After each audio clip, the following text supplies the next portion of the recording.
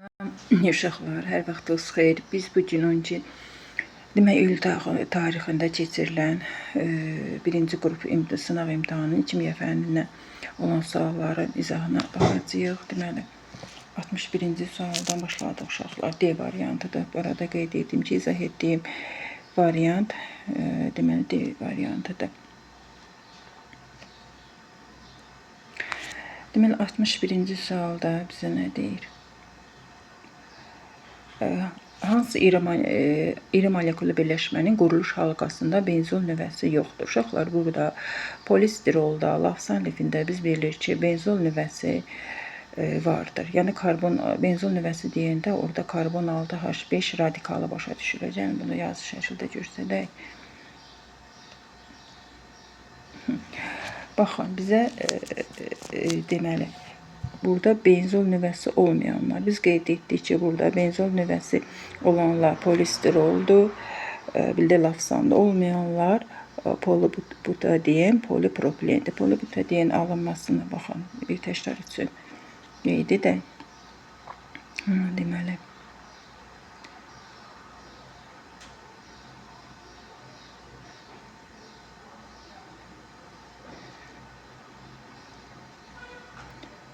en sayıda divinil molekullarından alınır.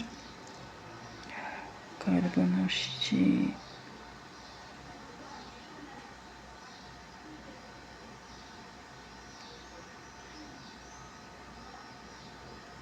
yəni, burada biz götürdüyümüz demək, monomer halqasına həm də beynəlxalq adlandırması 1,2 butadiyen də deyirik. Ona görə də bunun digər deməli adı belə deyək, iri molekula birləşmə şəklində biz bunun adını qeyd edərkən biz bunu polibutadiyen adlandırırıq. Bu da demək göstərdiyim tənlikdə polibutadiyen kauçukinin alınmasıdır.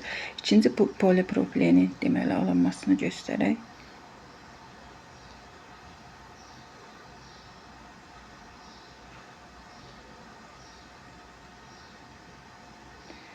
Deməli, en sayda monomer halqalarından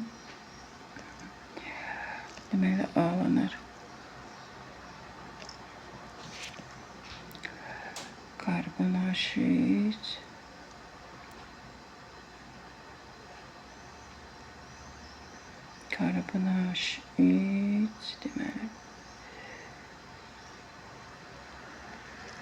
deməli göstərdiyimiz birləşmə isə polipropilendir. Dedik ki, polistirolun da yazılışını göstərək elə.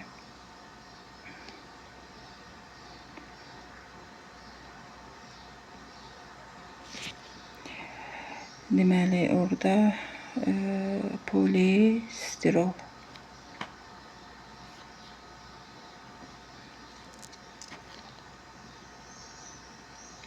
Karbon-H2, karbon-H. Baxın, bu birləşmədə benzol nüvəsi vardır.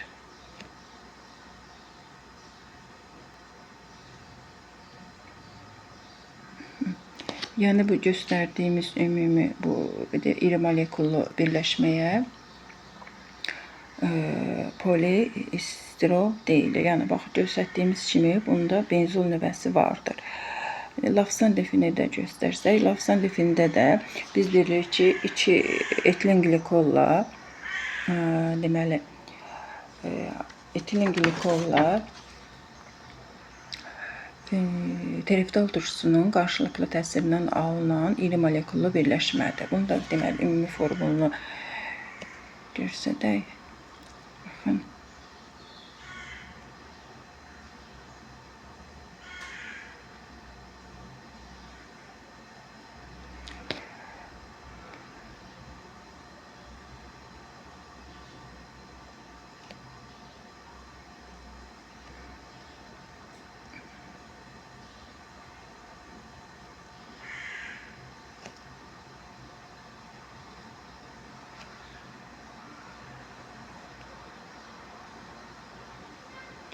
Karbon-H, oksijen, karbon-H2,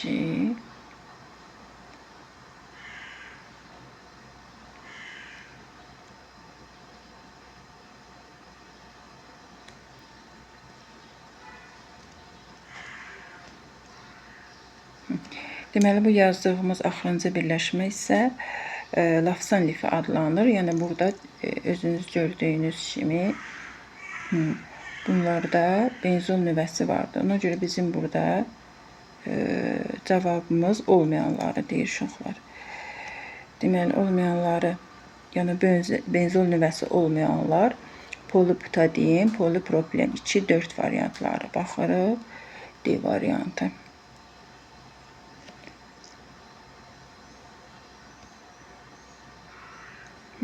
Sonra 62-ci deməli suala baxaq. Hansı maddənin kükürtlə vulkanlaşmasına rezin alınır? Uşaqlar, biz bilirik ki, deməli rezinin alınmasında poliizoprenen, polibutadiyen qayçıqından istifadə olunur. Burada da deməli A variantıdır. Baxın burada izopren qayçıqı deməli A variantıdır. Polietilendən, fenoldan, selülozadan, nişastadan heç vaxt rezin almaq olmur. Yəni burada götürdüyü xammal mənbəyi kimi bir də deyirəm poliizopren qayçıqı götürülür, bir də polibutadiyendən istifadə olunur. Sonra hansı ifadə 63-cü suala baxırıq. Hansı ifadə alkenlər üçün doğru deyil?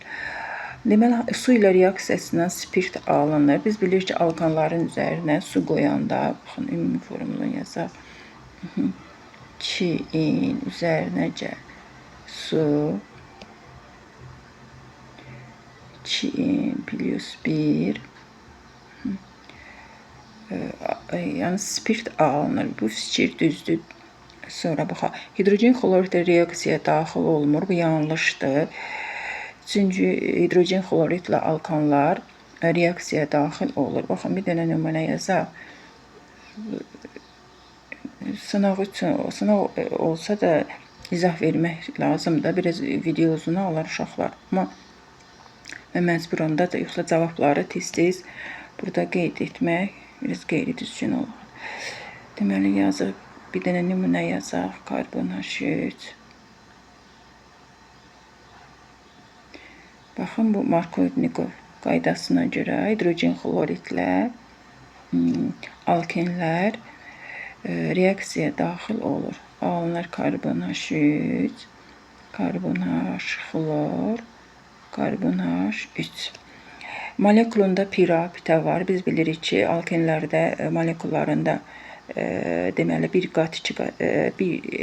iki qat rabitə olduğu üçün pirapitə var. Düzgün fikirdir. Polimerləşir alkenlər. Biz bilirik ki, məsələn, etilenin polimerləşməsini elə göstərək nümunə üçün. Karbon H.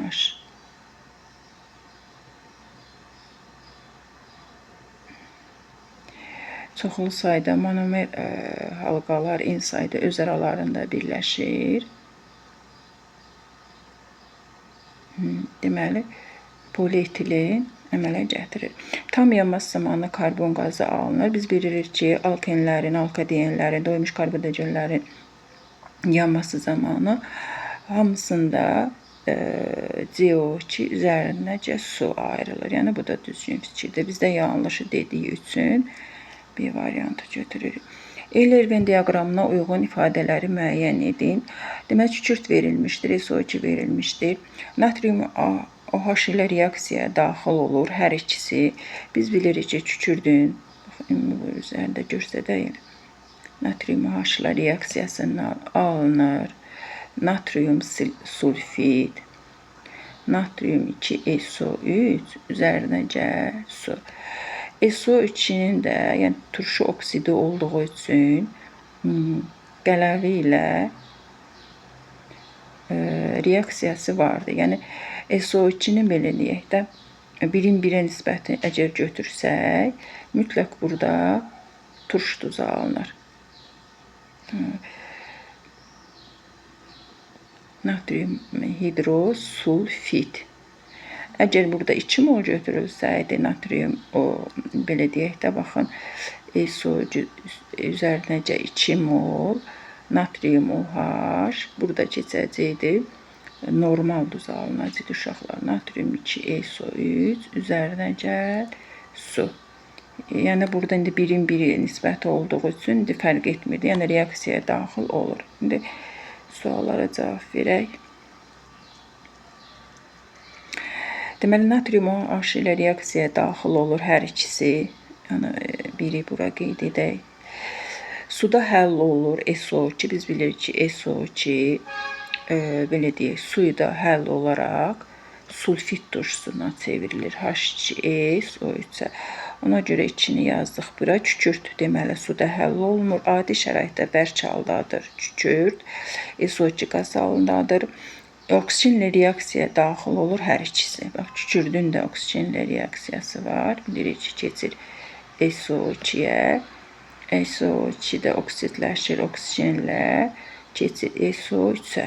Yəni, bu axırıncı 4 fikri hər ikisinə uyğundur. Ona görə bura yazırıq. 1, 4 ortaya gedir. Deməli, 3 kükürdə uyğundur. 2 fikir də SO2-yə uyğundur. Baxırıq, hansı variantdır. 3, deməli, 1, 4, 1-ə 3, 2-yə 2Y variantı. Sonra baxaq. 1 mol natrium, 1 mol deməli, ortofosfat turşusunun 2 mol natrium OH reaksiyasından 1 mol normal duz alınmışdır, 2 mol su alınmışdır. Deməli, ikinci reaksiyada Y mol su alınmışdır, üçüncü Z mol su alınmışdır. Biz burada deməli, suların mollarının cəmini tapacağıq. Deməli, lövhəmizi açaq uşaqlar. Baxın, bu reaksiyaları biz dönə-dönə yazmışıq. Yenə də yazaq. Baxın, 1 mol H3PO4-ün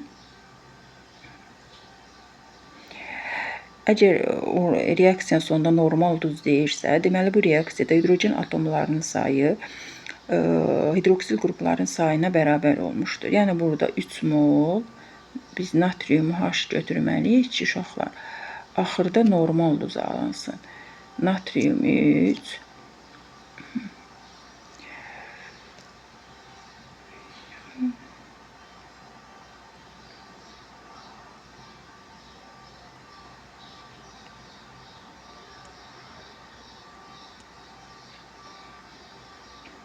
aləmi qatdıq yenə bir-birinə.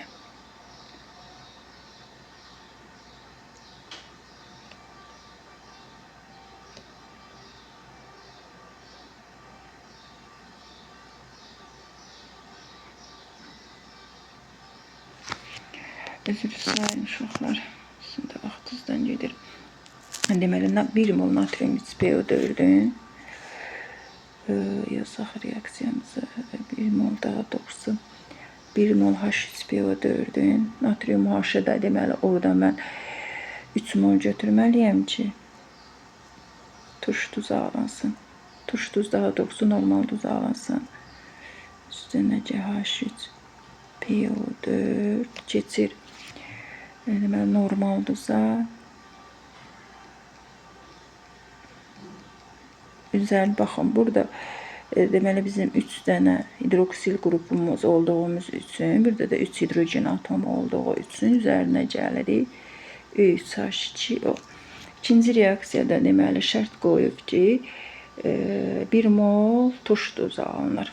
Deməli, yazıb 1 mol H2SO4, deməli 1 mol.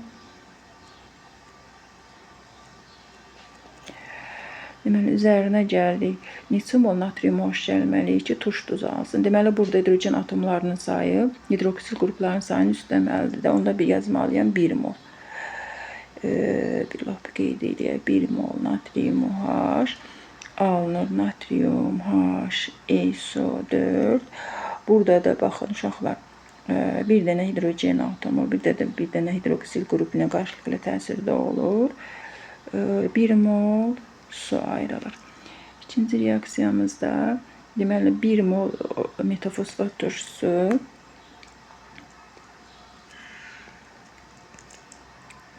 deməli HPO3 üzərinə gəl Z mol natrium OH. Burada da şərt qoyur ki, 1 mol normal duz alsın. Normal duzun da alınması üçün OH-ların sayı hidrogen atomlarının sayına bərabər olmalıdır. Deməli, mən onda 1-in 1-ə nisbətində götürməliyəm də bunu. Natrium OH keçir, deməli, natrium PO3 üzərinə yenə burada bir hidroksil qrupumuz, bir dənə hidrogen atomu burada deməli, necə deyərlər, götürür. Qarşılıqlı cəzb əks yüklü yonlarda da bir-birini qarşılıqlı cəzb etməsi nəticəsində belə deyək, su ayrılır. 1 mol su ayrılır.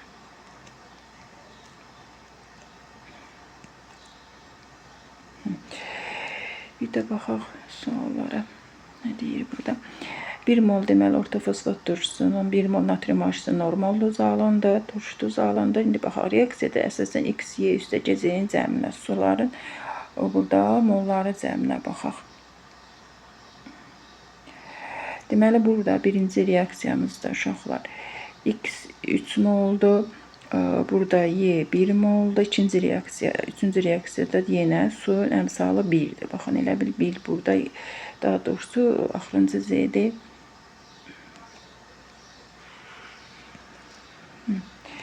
İndi burada da yazaq X üstə C'yi. Deməli 3 üzərinə gəl 1 üzərinə gəl 1 bərabərdir 5. Deməli baxırıq 5 variantımız B variantı. Sonra 66-cı suala baxaq.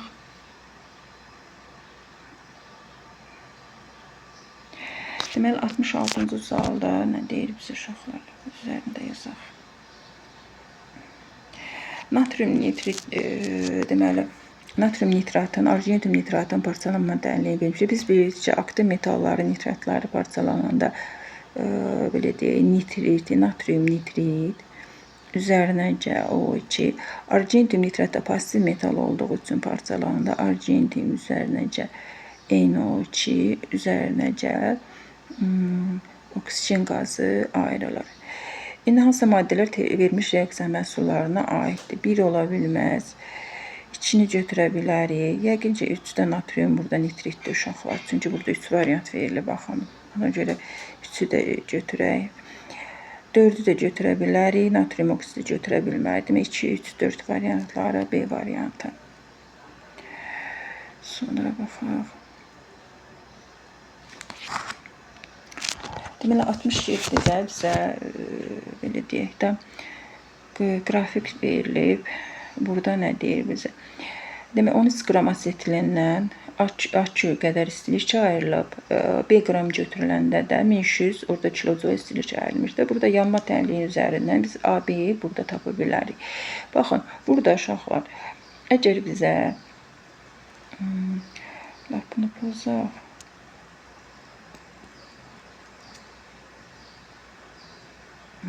Burada asetilinin yanma tənliyində baxın.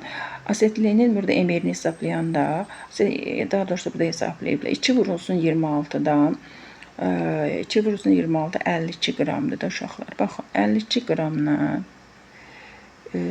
2600, orada kilojoule istilik ayrılır. 5300 qram götürsək, orada yəni kilojoule ayrılanda neçə bir qram biz asetilin götürmüşük. 52-nin də yarısı buradan 26 edir. 26 olduğunu tapdıq. Yəni B bərabərliyi qeyd edək. 26 qram asetilin reaksiyaya daxil olmuşdur. Yəni 1300 kilojoule istilik ayrılanda.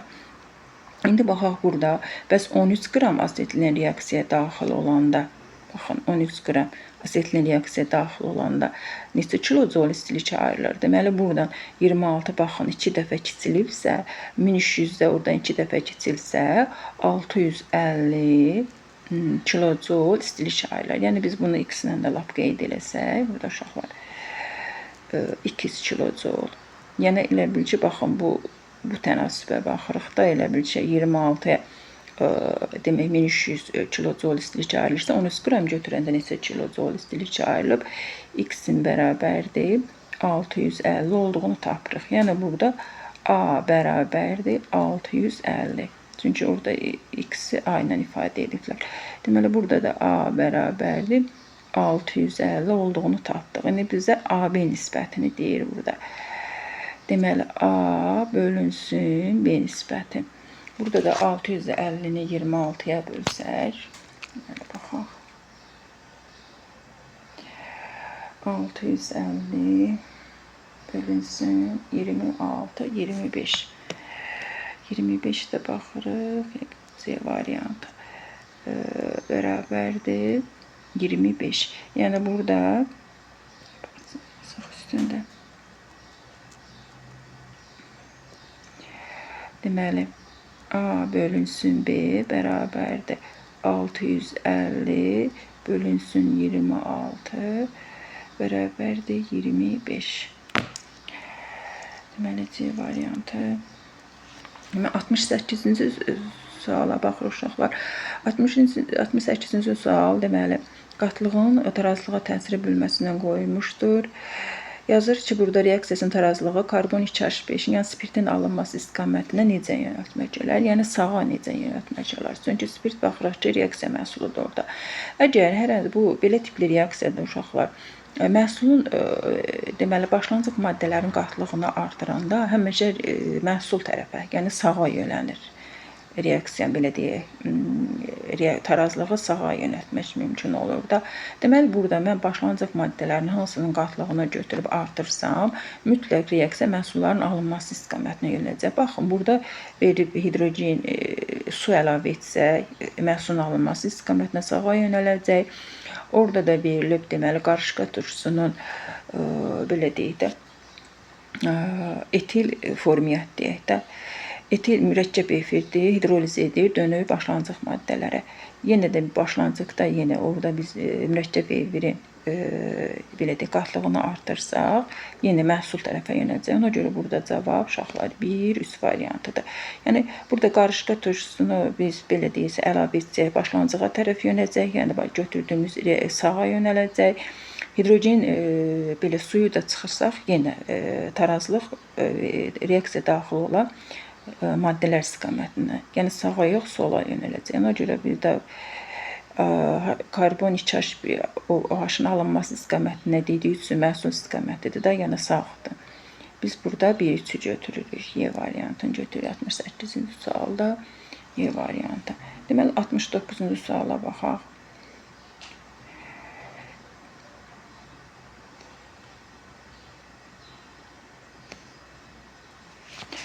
Deməli, tərkibində kütləsi 25% sink olan sink və mis qarışığı verilmişdir. Uşaqlar yazırıq sink, üzərinə mis, bərabərdir qarışıq. Baxın, bu qarışığın ümumi kütləsini bilmirik. Sadəcə ipucu verir ki, 25% sink götürüblər. Onda 75% də uşaqlar burada misin payına düşür də. Çünki ümumi qarışıq biz 100% qəbul edirik. İndi bu verilənlərdən biz yola çıxaq. Yazır ki, bu qarışığın üzərinə xlorid turşusu tam reaksiyasından 0,4 mol hidrogen ayrılmışdır. Biz bilirik ki, uşaqlar mis üstəcə H-xlor reaksiya getmir. Pasiv metal heç vaxt hidrogen xloridi nədir üstünə qaçsa, hidrogeni sıxışdırıb çıxartmır da, belə deyək. Ona görə biz burada sink üstəcə H-xlor tənliyin üzərindən tənasübümüzü yazacağıq. Sink üzərinə gəl H-xlor, alınır sink xlorid, üzərinə gəl hidrogen. Baxın, burada misallarımız 2 qoyduq. Burada əgər 1 mol reaksiyadan hidrogen ayrılarsa, burada nə qədərimiz sink reaksiyaya daxil olub? 65 qram.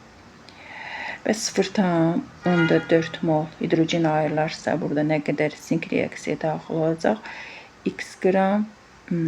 X-i də buradan tapsaq, 65 vurulsun 0,4. 65-i də 0,4-ə vursaq, deməli, 65 vurulsun 0,4, 26. Deməli, X-in belə deyək, 26 qram olduğunu taparıq. Bu da uşaqlar, bu deyir ki, bu qarışığın içərisində 25% təşkil edir. Yəni 26 qram burada 25% təşkil edir. 75% də uşaqlar misin payına düşmüşdü axı. Yəni bu 25% təşkil edən burada sinkdir. 75% də təşkil edən misdir. İndi baxın, burada deyir ki, neçə qram mis olmuşdur. Orada şərtə baxın. Bu da x qram. X2 yazaq da burada, çünki X1 bunları qeyd edək, bunu X2 ilə götürək. Burada da deməli X2 bərabərdir 25, deməli 75 vurulsun 26. Buradan da ixtisar gedər 75-25-ə 100. 3'ü də 26'ya vursaq 3 də 6, 8 yazaq bir yadda 78 qram. Deməli x2 bərabərdir 78 qram olduğunu tapdıq. Baxarıq hansı variantdır? 78 D variantı. Deməli 69'da D variantı. Sonra baxaq bir sualımıza.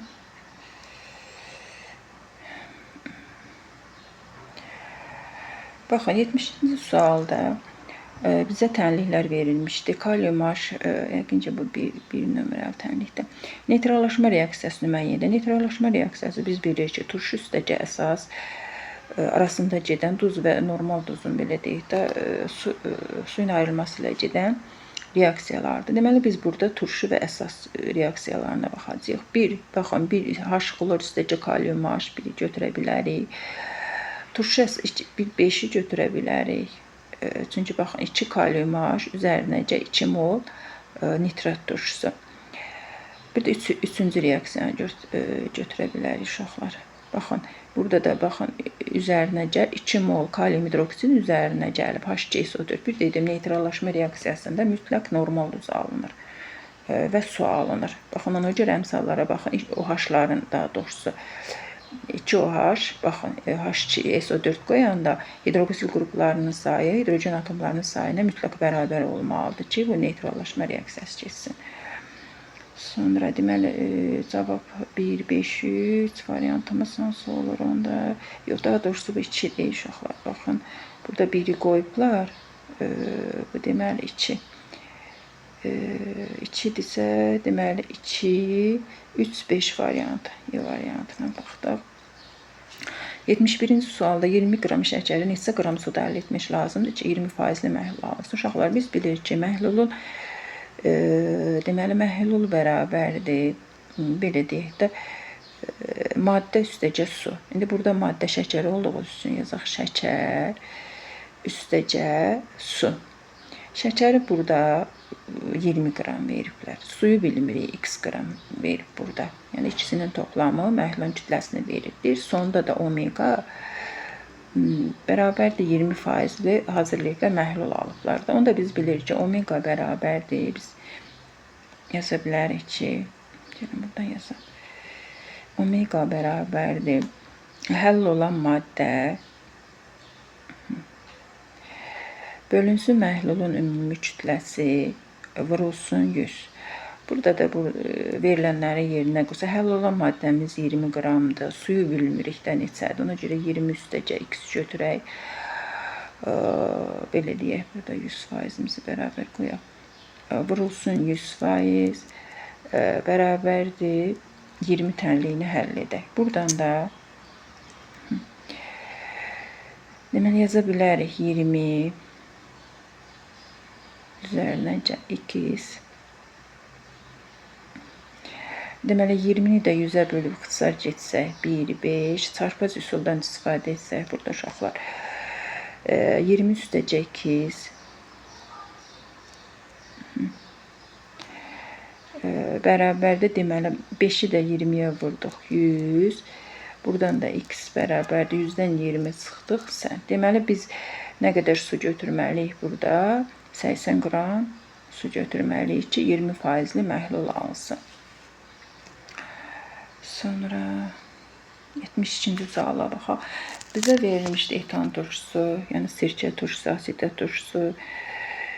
Sonra bu nə deyir burada? Emeri verilmişdi. Homoloji fərqdən deməli istifadə edək x hesablayın. Yəni butan turşusunun emeri hesablayın. Deməli burada butan turşusu deyirsə uşaqlar, butan turşusunda mütləq 4 dənə karbon atomu olmalıdır. Yəni karbon 3H7, COH da butan turşusunun ümumi formuludur. Yəni bunun emi orada homoloji fərqi göstərsək, uşaqlar karbon H3, karbon H2, belə deyək də karbon H2, COH şəklində biz bunu yaza bilərik.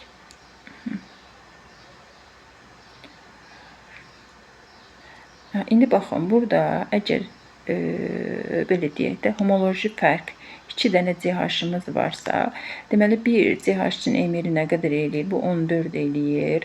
Bu da 14-dür. Deməli mən 60-ın üstə 2 dənə 14-ü qoymalıyam da 28. Yəni bax bunun ikisinin toplamı 28 eləyir. Yəni CH2 belə deyə 2CH2 bərabərdir 2 vurulsun 14 bərabərdir 28. Normal halda da etan turşusunda CH2 yoxdur, elə emeri bütöv verildiyi üçün homoloji fəktdən istifadə etsək 60-ın üstünə 28 gəlir. Yəni bu emerin üstünə baxırıq ki, bu turşular bir-birindən 2 metilin qrupu qədər fərqlənir də. Butan turşusu, etan turşusuna 2 emer qədər, daha doğrusu metilin qrupu qədər fərqlənir. Yəni 28 qram fərqləndiyi üçün 60 ilə 28-in toplamını götürürük. Bu da eləyir 88. Yəni baxırıq A variantı.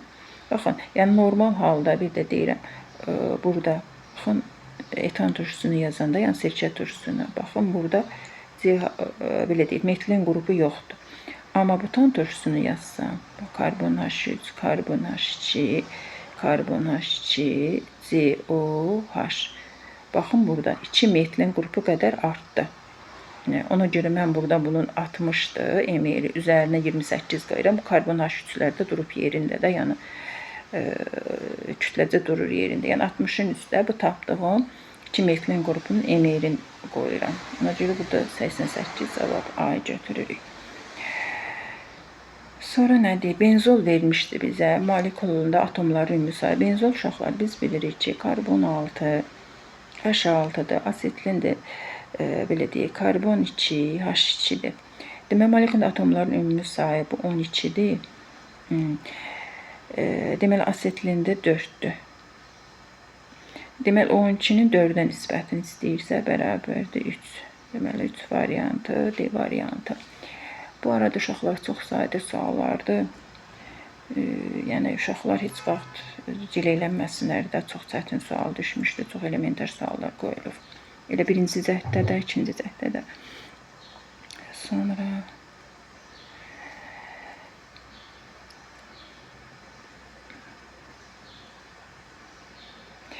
77-yə baxırıq. 77-də nə deyir bizə? Şəkildə əsasən hidrogen qazı almaq üçün istifadə olunan X və Y maddələrini müəyyən edir. Baxın, uşaqlar, burada biz variantlara baxanda hidrogen xlorid üstəcə dəmir, biz bilirik verir dəmir 2 xlorid üzərinə CH2. Yəni, hidrogen xlorid üstəcə mis, yəni mis hidrogen xloridinə heç vaxt pozitiv metal olduğu üçün hidrogen sıxışdırıb çıxartma qabiliyyətinə malik deyil. Nə durucu, nə qaçsın, reaksiya getmir.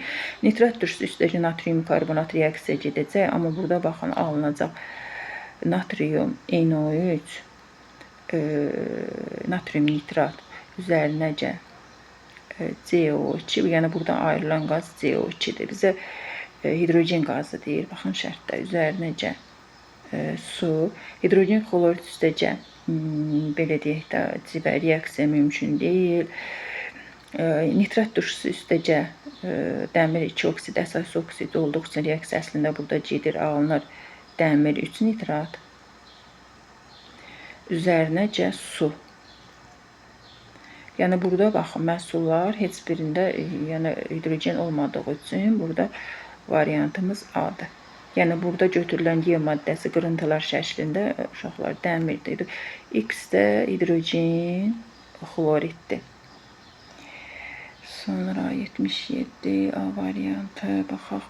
78-də nədir? 78-də bizə ionlar verilmişdi. X ionları verilmişdi. Neutron sayıları verilmişdi. Elektron sayıları məhsul ədədli ifadə olunmuşdur. Baxın uşaqlar, burada X-in deməli 11 protonu var. Bir dənə elektron itib B bərabərdir 10-dur.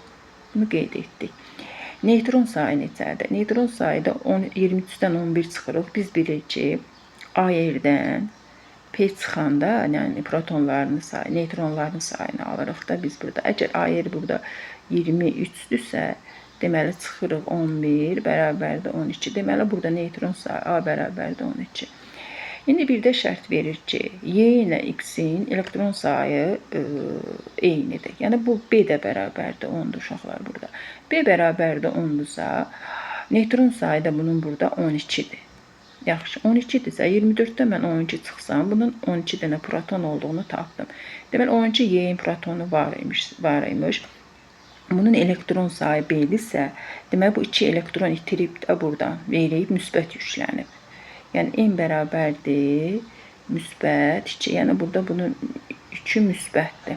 Daha doğrusu müsbət 2-dir. Yəni Y-in bir də deyirəm 12 protonu var imiş. 2 elektron orada itirib, B bərabərdir 10 olubsa, biz də bilirik ki, elektron itirəndə həmişə belə deyək, neytral atom müsbət yüklənir. Elektron alanda mənfi yüklənir. Ona görə burada Y variantı, müsbət 2 variantını biz götürürük. Baxın, 79-cu sualda kalsium üstəcə fosfor. Biz bilirik ki, kalsiumun, metalların fosforla reaksiyasında həmişə fosfitlər alınır. Kalsium, fosfit. Yəqin bu C variantıdır. Burada bilmirəm neçə düşüb burada.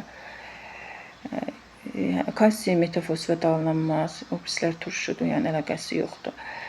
Məsələn, metal üstəcə kükürdəcər olsaydı, biz kalsium sulfit deyəcəkdik, azot orada görsəydik, kalsium nitrit deyəcəkdik, xlor görsəydik, halogen olsaydı, kalsium xlorid deyəcəkdik. Yəni, birinci qrup üçün çox elementar suallardır.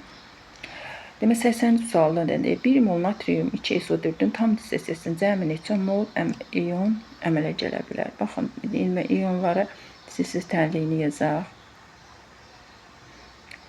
2 natrium müsbət kationu üstəcə SO4 2 mənfi. Uşaqlar, baxın, burada 2 mol natrium kationu alanda 1 mol da SO4. Yəni, cəmi burada 3, 80-də deməli 3 variantını götürürük.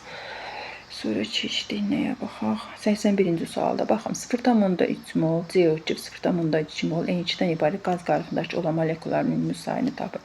Uşaqlar, molekulların sayı həmişə deyində əmsala baxın. Əgər atomların sayıdırsa 0,3-ü CO2-də orada indekslərini toplayıb 0,3-ə vuracaqdıq. Bir də deyirəm, əgər atom desəydi. Yenə burada 0,2-ni 2-yə vurub, sonra ümumi atomların sayının cəmini tapacaqdıq. Yəni, CO2-də eyni kimi. Sadəcə burada molekullar dediyi üçün 0,3-ün üstünə, belə deyək, 0,2-ni gəldik. Bu da elədi 0,5. Molekullar ümumi sayı deyində Avogadro, baxın, Avogadro ədədi ilə ifadə ediblər. Ona görə 0,5-i də vurursunuz 6,2 vurulsun 10 üstü 23. Bu da 6,2-nin yarısı deməkdir. 0,5 ixtisar edildi, 2-də 1 deməkdir. Onu da elə bir 2 yerə bölüb 3,1 vurulsun 10 üstü 23-dür cavab. Burada 81-də Y. Sonra qarışmasın da. İndi baxaq, etilen molekulunda 75-ci suala baxırıq. Etilen molekulunda cəmi neçə sigma var? Etilen molekulunda, uşaqlar, etilen molekulunda biz bilirik ki, yazanda karbon 2, H4-dür. Deməli, bunun da belə deyək, rabitə ilə yazsaq, rabitələri ilə də belə desək, göstərsək.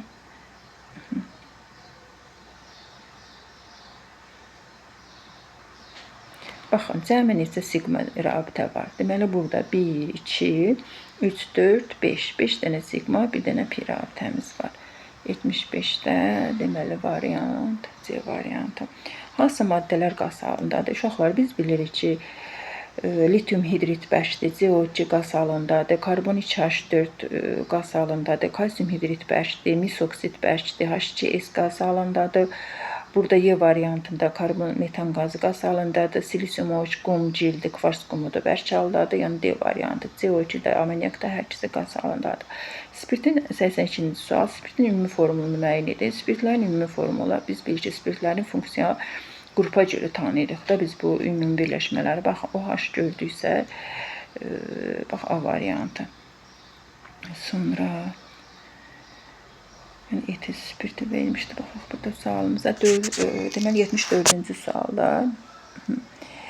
Demək, hidrogen xloridi X-in suda məhlullə reaksiyasından Y qazı ayrılmışdır. Uşaqlar, baxaq, görək burada. Hidrogen xloridin X-in hansı X maddəsi götürsək, suda məhlulundan Y qazı ayrıla bilər. Baxın, feryum SO4-ün üstəcə SO3 belə bir reaksiya mümkün deyil. Kalium nitrat üstəcə NO2 belə bir reaksiya da getməz. Kalium sulfat üstəcə SO2, yəni normal doz SO4 tərkibində SO2-nin əlaqəsi. Burada deməli kalium karbonat üstəcə CO2, daha doğrusu bunu səhv anladım. Yox, uşaqlar. Buna başqa burada qəbul edirik. Hidrogen xloridin deyək ki, hər hansı bir X maddəsi götürməliyəm. Hidrogen xloridlə reaksiyasına Y qazı ayrılmalıdır. Burada variant, baxın, yəni mən burada, bax bir dənə nümunə yazım. Hidrogen xlorid üstəcə tutaq ki, yazıram hidrogen xlorid. Üzərinəcə feryum SO4. Yəni burada baxaq görək SO2 ayrıla bilərmi? Xeyr, bu belə bir reaksiya mümkün deyil. Çünki hidrogen xloridin gücü çatmaz da orada H2SO4 onun duz məhlulundan tərpətsin. Belə reaksiya mümkün deyil, getməz. Hidrogen xloridin üstünə kalium NO3 qoysam, baxın, hidrogen xloridin üzərinə kalium NO3 qoysam, yəni bu nitrat turşusundan xlorid turşusunun turşuların fərqlilik sırasında gücü eynidir də. Yenə buradan gücü çatmayacaq xlorid ki, o nitrat belə deyək də, nitrat turşusunun onun duz məhlulundan sıxışdırsın, çıxarsın. Gücü, çünki nitrat turşusu ilə xlorid turşusunun gücü eynidir. Kalium 2SO4 üstəcə SO2 mümkün deyil belə bir reaksiya, amma D variantında gedə bilər. Baxın, yaza bilərik ki, kalium 2 karbon 3 üzərinəcə hidrogen xlorid. Yəni burada hidrogen xloridin gücü çatacaq H2 karbon 3 onun duz məhlulunu sıxışdırsın, çıxartsın. Alınacaq kalium xlorid üzərinəcə H2O üzərinəcə CO2. Yəni belə reaksiya mümkündür getməsi. Baxın, ayrılan qaz burada CO2-dir, Y qazı CO2-dir. Yəni variant D-dir. Çünki hidrogen xlorid üstəcə natrium H-la da reaksiyası var. Amma orada, baxın, yəni biz yaza bilərik hidrogen xlorid üzərinəcə natrium OH turşu və əsas arasında reaksiyada biz bilirik ki, alınır natrium xlorid üzərinəcə su alınır. Yəni orada hidrogen qazı mümkün deyil də alınsın. Yəni burada uyğun variant D variantıdır. Sonra baxaq 76 dedik. 2 mol kalium nitratın tam termiki parçalanmasına neçə mol O2 əmələ gələ bilər? Kalium nitratın termiki parçalanmasını yazaq. Biz bilirik aktiv metalı deməli nitrat dozu parçalanır onun nitritinə. Üzərinəcə O2 əmsalları da qoysaq 2, 2 də 3-ün 6. 2 mol kaliumda neçə mol? 1 mol. Baxın, elə yəni nəzəriyyə ilə burada verilən şərt, baxın 2 verilir, bizdə əmsalları qoyanda 1 mol burada. 83-də 1, cavab 1-dir. Sonra 84-cü sualda nə deyir? Karbon 2N CO ümumi formula uyğun olan turşuları müəyyən edin. Burada uşaqlar etan turşusu, biz bilirik etan turşusu yazmışdıqsa karbon H100, COH-dır. Stearin turşusu karbon 17, H deməli 35, COH-dır. Deməli o akril turşusu da biz bilirik ki, yazılır karbon H2, karbon H, COH şəklində yazılır. Sonra hansı turşumuz qaldı? Olein turşusu da burada səhv etmirəmsə yazılır da karbon 17, H, 31, bax belə şəkildə səhv etmirəmsə yazılırdı. Deməli, ümumi formula uyğun olan uşaqlar 84-cü sualda deməli, stearin turşusunu götürə bilərik. Yəni, baxın, stearin turşusu uyğundur. Akril turşusunu da ümumi bir yerə yıxsaq karbon 2, H3, COH. Yəni, stearin 2-dir, yəqin ki, bu 2-4-ü götürə bilərik də. Çünki burada nömrələr daha doğrusu gedib. Yox, burada karbon 2H3COH da ola bilər. 2-də 2-in 4, 4-dən 1-in çıxdım. 3 oldu. Akril 2 4-dür də akril turşusu uyğun gedir. 2-də için 4, 4-dən də 1 çıxdı mı? C, O, H. Sonra baxaq. Hə, oleyində karbon 17, H33-dür. Daha doğrusu uşaqlar, o 2 variant niyə uyğun gedir? Onda 2-3 gedir axı. Yox, 2-3 gedir. Bunu çünki niyə o uyğun gedir uşaqlar? Çünki akrili ümumi formula uyğun götürə bilmərik biz. Ona görə burada 84-də 3-4-dür. Daha doğrusu deməli 3-4 götürək. Nömrələr qarışıb aləm, bilmirsən nədir? 3-4 götürək. Baxın, bu nömrələri düzgün qoyaq. Dayan. Baxın, 1 burada. 1, 2, 3, 4. Baxın, bütün turşuları yazdıq da, oleyin turşusunda yazdıq. Oleyin turşusunda dedik ki, karbon 7, H33, COH-dır. Ümumi formula uyğun gedir. Belə deyək, akril turşusu da gedir. Daha doğrusu stearin baxın, karbon 7, H35-də orada belə deyək, 2n+1 ümumi formula uşaqlar uyğundur. Ona görə cavab 3-4-dür. Hədizə diqqətsizlik etdim. 85-ci sualda uşaqlar burada nə deyir? Mis üstəcək nitrat turşusu verilmişdir. Sadəcə burada qatı duru olduğunu vermir. Onda biz hansına görə əmsallaşdırma aparaq ki burada? Nə deyir burada? Oksidləşdiricinin əmsalı. Oksidləşdirici biz bilirik ki, burada nitrat turşusudur. Suyun əmsalını deyir. X-in Y-yə nisbətini tapın. X-in Y-yə nisbətini tapın deyirsə, gəl əmsallaşdıraq da. Onda biz əgər bunu 4 götürək. Baxın uşaqlar, 4 götürək suyu. Belə deyək, bunu onda 8 götürək. Qatıya görə qruplar bunu. 8, 4-də 2, 8. Baxaq, 8 azot burada, 2 burada, 4 də burada qoyduq. Misə neçə qoyaq? 2, 3-də 2, 6. 6, 2, 8 idi, daha doğrusu 2 quraq. Deməli, burada yenə 3 qoyaq, burada da 3 qoyaq. Baxaq ki, düzmü gəldi. 8 deməli, enimiz burada 2, burada 6, 6, 2, 8, 4 suya düzdür. Deməli, oksidləşdirici əmsalı onda 8 olur. Suyun da əmsalı 4 olur. Deməli, burada 8-in 4-ə nisbəti bərabərdir 2. Sonra baxaq. Karbhidrogen verilmişdi. Molekulunda neytron sayı 18-dir. Uşaqlar, baxın, burada hidrogende neytron yoxdur. Yəni, 1-dən 1 çıxdıq. Burada baxın, deməli, A-yerdən, hidrogen A-yerindən çıxıram P-yi, bərabərdir 0 qalır. Yəni, 1-dən 1 çıxdım, bərabərdir 0. Bu deməkdir ki, hidrogende proton yoxdur. Əgər molekulunda neytron sayı 18 olan, bütün bu, onda karbon atomlarının neytron sayı, 18 karbon atomunun neytron sayını göstərir. Əgər bir karbonda, uşaqlar, baxın, belə bir tənaz, bir karbonda 6 dənə neytron varsa, 18 neytron, neçə dənə karbon atomunda olacaq oradan? X bərabərdir 3. Deməli, bu karbon atomumuz 3 dənəymiş də. Yəni, karbon 3. Sikl alkanlarda biz bilir karbonin 2N düstur ilə tapılır axı. Bu da deməli H6-dır. İndi bunun emirin deyirsə, onda emir karbon 3H6. Deməli 3-də 12, burada 36, üstəcə 6. Üstəcə 6 bərabərdir 42. Deməli 86-da 42-dir cavab. Sonra baxaq nə deyir? Uyğunluğu müəyyən edin. Deməli, burada metallar verilib bizə. Aktiv metallar verilib. Oksigen reaksiyasından XO, O2, Y2. Biz bilirik ki, bu natrium, kaliumun, litiumun reaksiyalardır uşaqlar. Biz bilirik ki, ədəd X-i biz burada, Y burada litiumdur. Çünki litium, oksigen, litium oksit verir də uşaqlar. Biz bunu dönə-dönə yazmışıq. X burada kaliumdur. Çünki kalium oksit və superoksit verir. Burada da Z maddə natriumdur. Çünki natrium üstəcə olur ki, biz bilirik ki, birbaşa keçir peroksidə.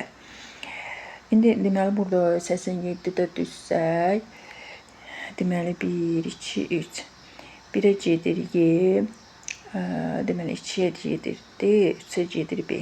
3-ə baxaq görək. Düzmü yaz? Hə, 3'ə 1 getdi, 1'ə Y getdi. 2'ye də D getdi. Uyğun gelir daha doğrusu. Baxaq burada. Onlar da burada suallarımız. Baxaq situasiyaya gedək, sonra onlara baxarıq. Deməli 88-90 sayılı tapşırıcı fərqəsi yerinə yetirin. Deməli ətraflı test tapşırıqlarda geniş yazılması tələb olunur. Reaksiya zamanı n2-nin mol sayını zaman asılı olaraq dəyişməsi qrafiki verilmişdir. Baxın, 3 düşüb burada 1'ə. Bu deməkdir ki, 3-dən 1'in çıxırıq uşaqlar. Burada 2 mol, belə deyək, N2 reaksiyaya daxil olub. 2 mol N2 reaksiyaya daxil olubsa, gəlin burada elə bunun üzərinə baxaq. 1 moldan əgər 92 kilojoule burada istilik ayrılıbsa, onda 2 moldan nə qədər ayrılır? 92-ni 2'yə vursam, 2-də 2-nin 4, 2-də 9-un 10, 8, 184. 184 kilo ayrılacaq. Nə qədər onda NH3 burada reaksiyaya daxil olacaq? 4 dənə də belə deyək, NH3-də daha doğrusu əmələ gələcək burada. İndi burada nə deyir? Bu reaksiya tənliyində amonyakın əmələ gəlmə istiliyi tapır. Əmələ gəlmə istiliyi bilir ki, kimyəvi reaksiyanın istilik effektini bölür. Əmələ gələn maddənin əmsalını, yəni 92-ni burada 2'yə bölsək, belə deyək də, əmələ gəlmə istiliyi bərabərdir 92 bölünsün 2. Bu deyilik 46. Yəni burada əmələ gəlmə istiliyi 46, yəni 1'i hesabladıq. Qrafik əsasda ayrılan istilik miqdarı. Uşaqlar, baxın, 1 mol N2-dən 92 kilojoule istilik ayrılırsa, 2 moldan da buradan 184 ayrılacaqdır onda. 2 molda 184 ayrılır, 184-də deməli 2'nin cavabı. Yəni orada verilən 2. Sonra baxaq, çünki baxın burada N2-dən söhbət gedir. Yaxud da elə burada 184-ü də yenə burada əgər NH3-ün orada qrafik belə deyək də, belə bir tənasüb qursaq ki, 1 mol N2-dən 2 mol NH3 əmələ gəlirsə, 2 mol N2-dən yenə 4 NH3 əmələ gələcək. Yenə 184-ü orada 4'ə bölsək uşaqlar, yenə 46 alacaq, yəni fərq eləmir. Sonra baxaq. 89-cu sualda nə deyir? HCSO4-ün duru halda dəmirin mol sayını verib, reaksiyadan alınan duzun kütləsini istəyir bizdən. Lövhəmizi açaq.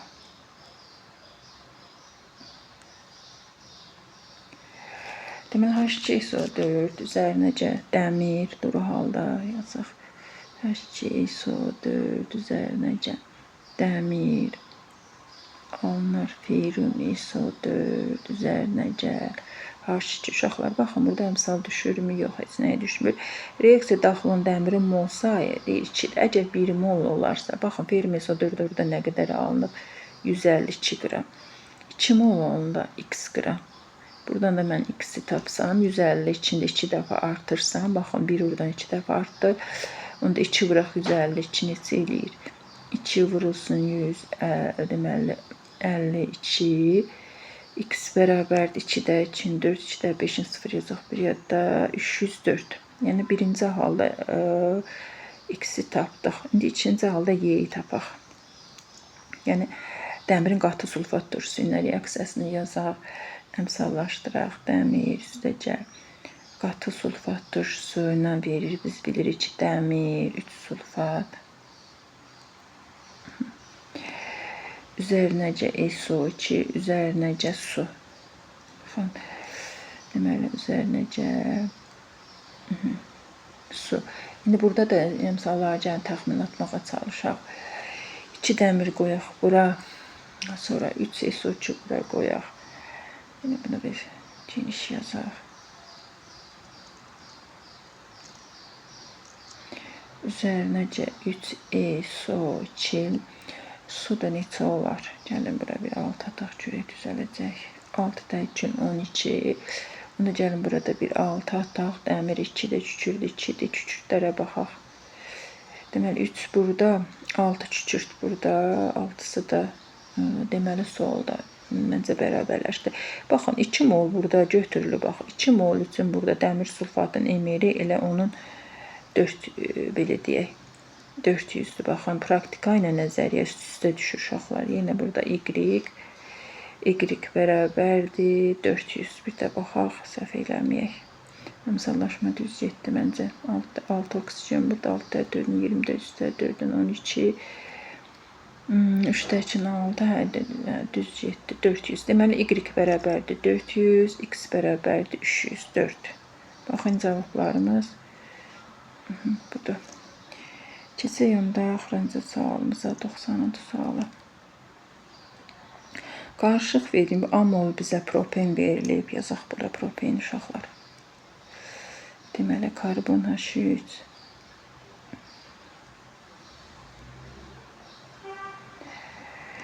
Deməli, verilib amol, bemolda divinil verib. Karbon H2, 2 qat rabitə. Deməli, divinil. Bunları ümumi bir yerə yığsaq, bunu yazaq. Karbon 3H6'dır bu. Bu da karbon 4. Deməli, 4-də 2, 8, 6. İndi biz nə edə bilərik? Uşaqlar, bunların deyir ki, qarışığın olan atomların ümumi sayı verib. Bir də qarışıqda olan nə verib burada? Hə, tərkibini verib. Qarışığın tam hidrogenləşməsində cəmi 8 qram hidrogen sərf olunur. 8 qram da gəlin burada mola çevirək. Çünki bu bizə ikinci istifadə edəcəyik. 8 qram H2 də 4 mol deməkdir. Yəni bunların hidrogenləşməsinə. Gəlin onda propenlə bunların hidrogenləşməsini yazaq. Deməli, karbon H3. Burada bir pi rabitəsi olduğu üçün bunu tam belə deyək, tam doymuş hala gətirmək üçün 1 mol hidrogen lazımdır. Burada alınır. Karbon H3, karbon H2, karbon H3. İndi divinili yazaq. Karbon H3, 2 qat rabitə. Buna 2 mol lazımdır. Çünki 2 pi var ki, tam doymuş hala gəlsin. Burada alınır. Karbon H3, karbon H2, karbon H2, karbon H3, yəni normal butan alınır. İndi baxın, burada bizə nə deyir? Amol propen verilmişdi, bemol. Baxın, burada 1 mol götürəndə, 1 mol bunun tam hidrogenləşməsinə 1 mol hidrogen lazım. Əgər mən amol götürsəm, burada yenə amol lazım olacaq da ki, o tam hidrogenləşməsinə. Yenə baxın, burada 1-ə, necə qırmızı ilə yazaq. 1 mol divinilin hidrogenləşməsinə burada 2 mol hidrogen lazımdırsa 2 mol yazaq. Burada desək B götürsəm, onda buna 2B lazımdır ki, tam belə deyək, doymuş hala gətirmək üçün 2B mol sayda hidrogen lazımdır. Da mol yazaq. Tam oldu. İndi gəlin uşaqlar, belə bir sistem təhlil quraq. A üstəcə belə yaza bilərik. A üstəcə B. Burada biz neçə yaza bilərik də? Qarşılıqda olan atomların ümumi mol sayı 28-dir. A bərabərdir. Daha doğrusu A ilə B toplamı. Gəlin bir də bir şey yazaq onda. A üstəcə 2B yazaq daha doğrusu.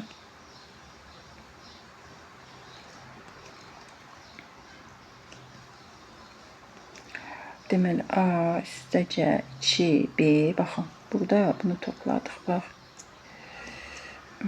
Bax, bunları biz, A-ları daha doğrusu, A üstəcə 2B-yi buradan toplamı 8 mol eləmişdi, axı, bunun tam hidrogenləşməsinə, 4 mol, daha doğrusu 4 mol yazaq burada.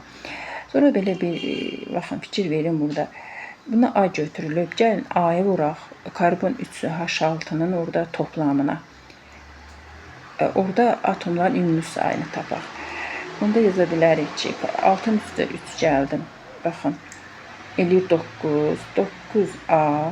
Yəni, mən A mol götürmüşəmsə, orada atomların ümumi sayı toplamışsa 6 ilə, uşaqlar, bax, 6 ilə 3-ü topladım. İndeksi karbon 3H6-da propenda, elədi 9-a.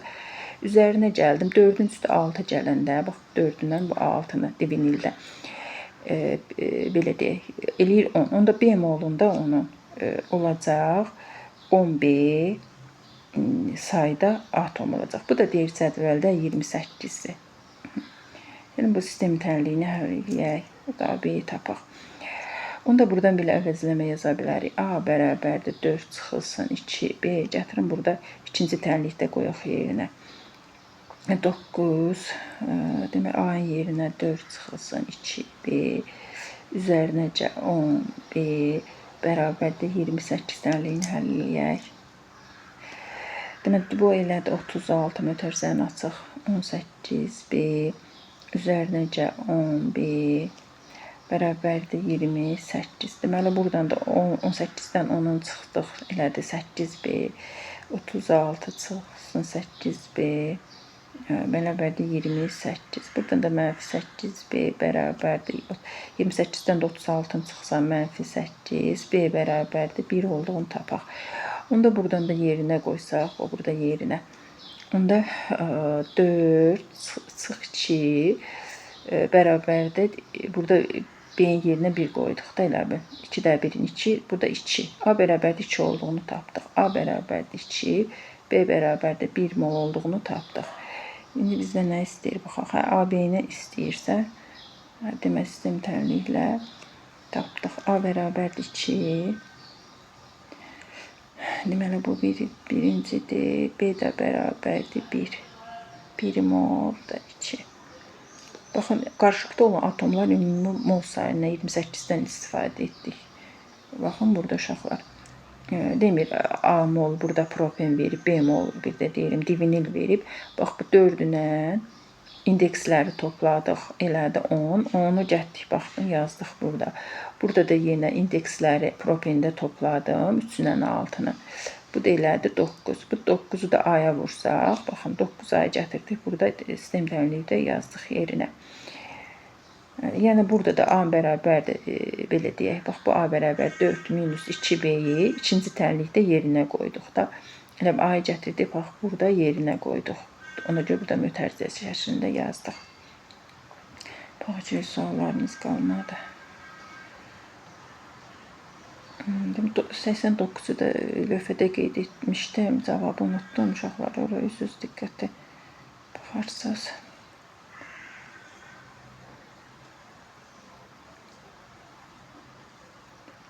Sonra baxaq, sual qalmadı.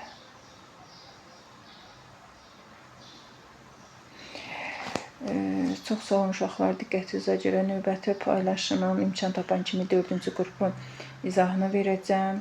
İnşallah gələn sınaqda görüşərik. Diqqətiniz üçün çox sağ olun.